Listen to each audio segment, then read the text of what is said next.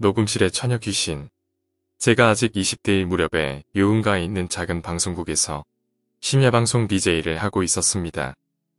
그때 우연히 듣게 되었습니다만 심야가 되면 뒤에 있는 계단은 이용하지 않는 게 좋다라고 합니다. 저는 이 일 때문에 언제나 늦게 가서 말이죠. 6층에 제작방이 있습니다. 좀 어지럽혀져 있죠. 거기서 정리하지 못한 게 있다면 언제나 밑에 있는 5층에서 작업을 합니다. 5층은 레코드실과 옆에 언제나 밝게 불이 들어오고 크기가 커다란 책상이 4개 정도 되는 작은 방이 있습니다. 작업하기에는 엄청 좋은 곳이지요. 밤이니까 언제나 썰렁합니다.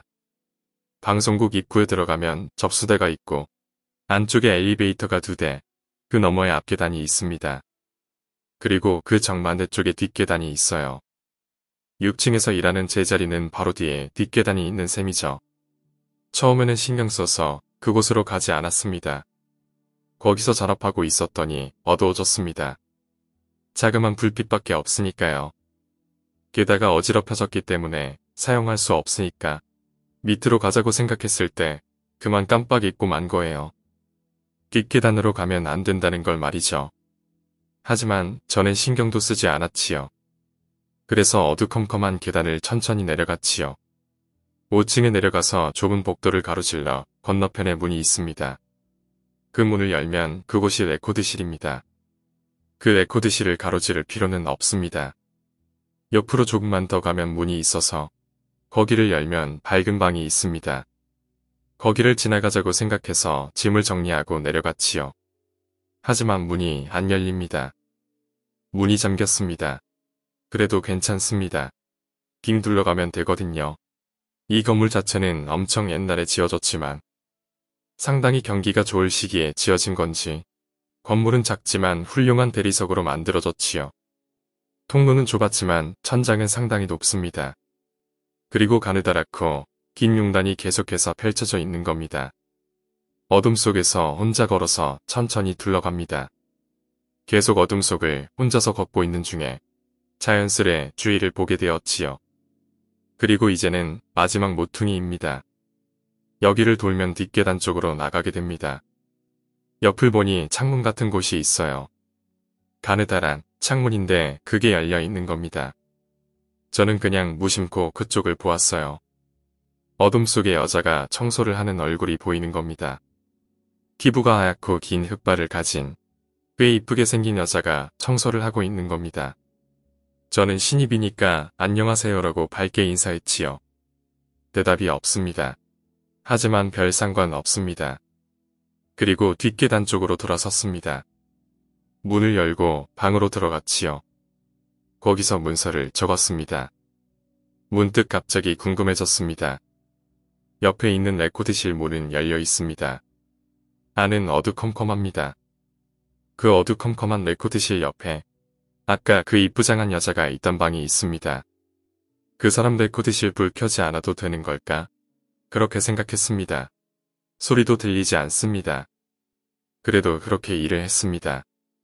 하지만 역시나 궁금하지요. 그 사람이 나온다면 제가 지금 작업하는 이 방으로 올 수밖에 없지요. 입구는 하나니까 말이죠. 하지만 올 기색도 없었고 소리도 나지 않습니다. 점점 궁금해져서 일이 손에 잡히지 않습니다. 너무나도 궁금하지요. 이러니 저러니 해도 저는 혼자서 작업하고 있으니까요. 저는 너무 궁금해서 레코드실에 가보기로 했습니다. 마루에서 천장까지 선반이 있고 여기에 전부 레코드가 있지요. 묘하게 기분이 나쁩니다.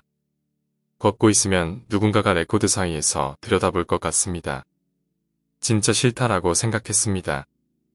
어두컴컴한 데다가 소리가 전혀 들리지 않으니까요. 그래도 불을 켜면 더 위험하지 않을까 생각해서 어둠 속에서 천천히 손을 더듬어 나아갔습니다.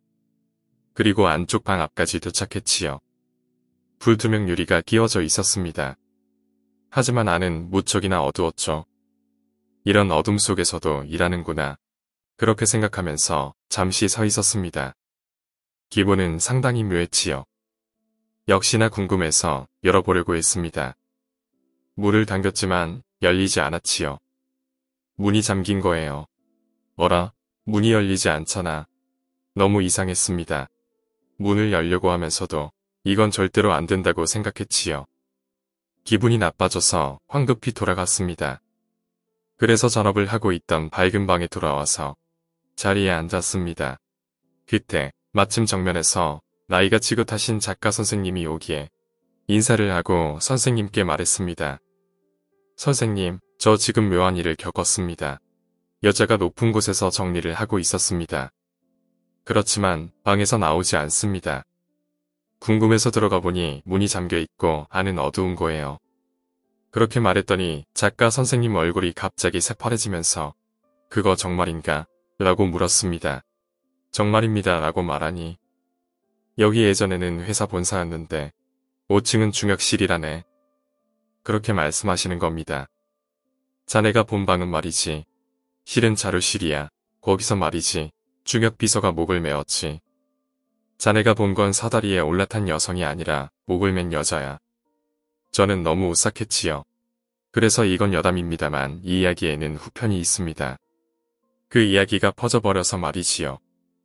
그때 우연히 방송국 아나운서와 업자 2명이 짐을 운반해서 깃계단을 내려가 5층을 지나게 되었습니다. 좁은 통로라서 2명 중 1명이 등을 돌리고 뒷걸음질로 걸어갑니다. 그것도 심야에 말이죠. 서로 마주보듯이 천천히 걸어갑니다. 그때 등을 돌리고 걷던 사람이 보니 따라오는 아나운서가 새파란 얼굴로 눈을 끔뻑거리는 겁니다.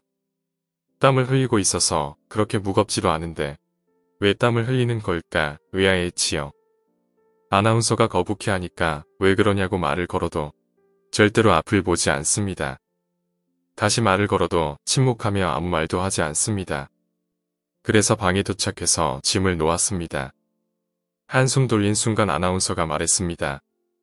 나 진짜 기분 나쁜 거 봤어. 도대체 뭘 봤는지 물어보았습니다. 당신은 뒤로 돌아서서 걷고 있으니 못 봤지? 나는 앞을 향하고 있었잖아. 그러자 당신 너머로 윤곽만 희미하게 보이는 여자가 걷고 있었어. 정말로 여기는 다양한 이야기가 나오는 곳이군요. 그 여자는 오늘도 방송국을 떠돌고 있겠죠. 오늘 이야기는 여기까지입니다. 오늘 이야기가 재미있으셨다면 구독과 좋아요, 댓글 부탁드립니다. 댓글은 저에게 큰 힘이 됩니다. 감사합니다.